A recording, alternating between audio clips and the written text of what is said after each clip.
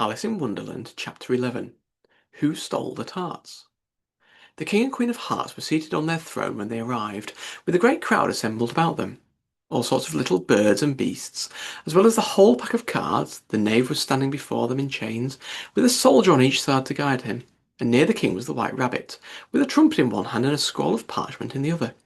In the very middle of the court was a table, with a large dish of tarts upon it.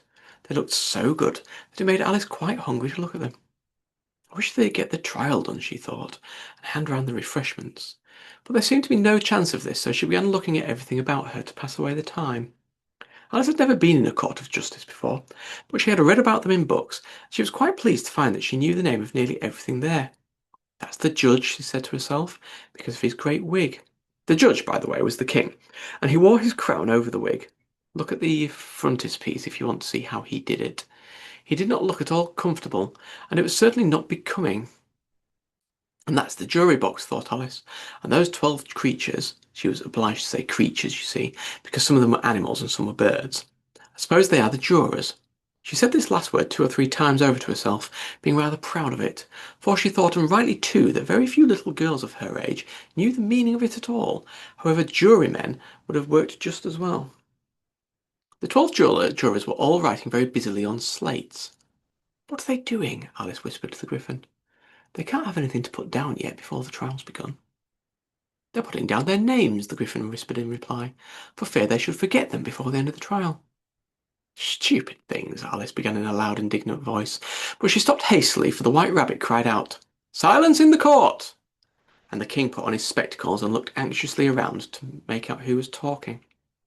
Alice could see, as well as if she were looking over their shoulders, that all the jurors were writing down stupid things on their slates, and she could even make out that one of them didn't know how to spell stupid, and that he had had to ask his neighbour to tell him. A nice muddle their slates will be in before the trial's over, thought Alice. One of the jurors had a pencil that squeaked. This, of course, Alice could not stand, and she went round the court and got behind him, and very soon found an opportunity of taking it away.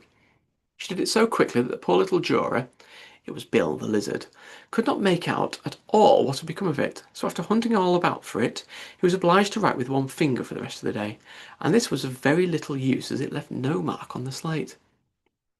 "Herald, read the acquisition," said the king. On this the White Rabbit blew 3 blasts on the trumpet, and then unrolled the parchment scroll and read as follows. "The Queen of Hearts, she made some tarts, all on a summer day. The Knave of Hearts, he stole those tarts, and took them quite away." "Consider your verdict," the king said to the jury. "Not yet, not yet," the Rabbit hastily interrupted. "There's a great deal to come before that." "Call the first witness," said the king, and the White Rabbit blew 3 blasts on the trumpet and called out, "First witness!" The first witness was the Hatter. He came in with a teacup in one hand and a piece of bread and butter in the other. "I beg pardon, Your Majesty," he began, "for bringing these in, but I hadn't quite finished my tea when I was sent for." "You ought to have finished," said the king. "When did you begin?" The Hatter looked at the March Hare, who had followed him into the court, arm in arm with the Dormouse. 14th of March, I think it was," he said. 15th, said the March Hare. 16th, added the Dormouse. "Write that down," the king said to the jury, and the jury eagerly wrote down all those three dates on their slates, then added them up and reduced the answer to shillings and pence. "Take off your hat," the king said to the Hatter. "It isn't mine," said the Hatter. "Stolen!" the king exclaimed, turning to the jury, who instantly made a memorandum of the fact. "I keep them to sell," the Hatter added as an explanation. "I've none of my own. I'm a Hatter." Here the queen put on her spectacles and began staring at the Hatter, who turned pale and fidgeted. "Give your evidence," said the king, "and don't be nervous, or I'll have you executed on the spot." This did not seem to encourage the witness at all. He kept shifting from one foot to the other, looking uneasily at the queen, and in his confusion he bit a large piece out of his teacup instead of the bread and butter. Just at this moment, Alice felt a very curious sensation, which puzzled her a good deal until she made out what it was. She was beginning to grow larger again, and she thought at first she would get up and leave the court, but on second thoughts, she decided to remain where she was as long as there was room for her. "Wish you wouldn't squeeze so," said the Dormouse, who was sitting next to her. "I can hardly breathe." "I can't help it," said Alice very meekly. "I'm growing." "You've no right to grow here," said the Dormouse. "Don't talk nonsense," Alice said more boldly. You know you're growing too. Yes, but I grow at a reasonable pace, said the Dormouse, not in that ridiculous fashion, and he got up very sulkily and crossed over to the other side of the court. All this time the Queen had never left off staring at the Hatter, and just as the Dormouse crossed the court, she said to one of the officers of the court, "Bring me the list of the singers in this last concert," on which the wretched Hatter trembled so that he shook off both his shoes off. "Give your evidence," the King repeated angrily, "or I'll have you executed, whether you're nervous or not." "I'm a poor man, your Majesty," the Hatter began in a trembling voice, "and I hadn't begun my tea, not above a week or so, and what was with the bread and butter getting so thin, and the twinkling of the tea—" "Twinkling of the what?" said the King. "It began with the tea," the Hatter replied. "Of course, twinkling begins with a T," said the King sharply. "Do you take me for a dunce? Go on." "I'm a poor man," the Hatter went on, "and most things twinkled after that. Only the March Hare said—" "I didn't," the March Hare interrupted in a great hurry. "You did," said the Hatter. "I deny it," said the March Hare. "He denies it," said the King. "Leave out that part."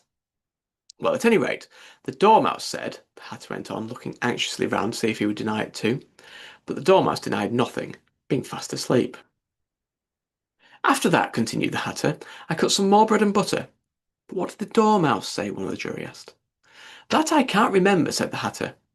"You must remember," remarked the King, "or I'll have you executed." The miserable Hatter dropped his teacup and bread and butter and went down on one knee. "I'm a poor man, your Majesty," he began. "You're a very poor speaker," said the King. Here one of the guinea pigs cheered and was immediately suppressed by the officers of the court. As that is a rather hard word, I will explain to you how it was done. They had a large canvas bag, which tied up at the mouth with strings. Into this they slipped the guinea pig head first and sat upon it. "I'm glad I've seen that done," thought Alice. "I've so often read in the newspapers at the end of trials there was some attempts at applause which was immediately suppressed by the officers of the court, and I never understood what it meant till now." "If that's all you know about it, you may stand down," continued the King. "I can't go no lower," said the Hatter. "I'm on the floor as it is." "You may sit down," the King replied. Here the other guinea pig cheered and was suppressed. "Come, that finished the guinea pigs," thought Alice. "Now, shall we get on better?" "I'd rather finish my tea," said the Hatter with an anxious look at the Queen, who was reading the list of singers. "You may go," said the King, and the Hatter hurriedly left the court without even waiting to put his shoes on. "And just take his head off outside," the Queen added to one of the officers, but the Hatter was out of sight before the officer could get to the door.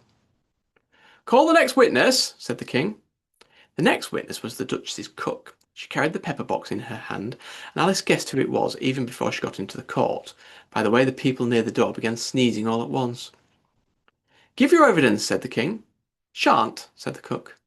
The King looked anxiously at the White Rabbit, who said in a low voice, "Your Majesty must cross-examine this witness."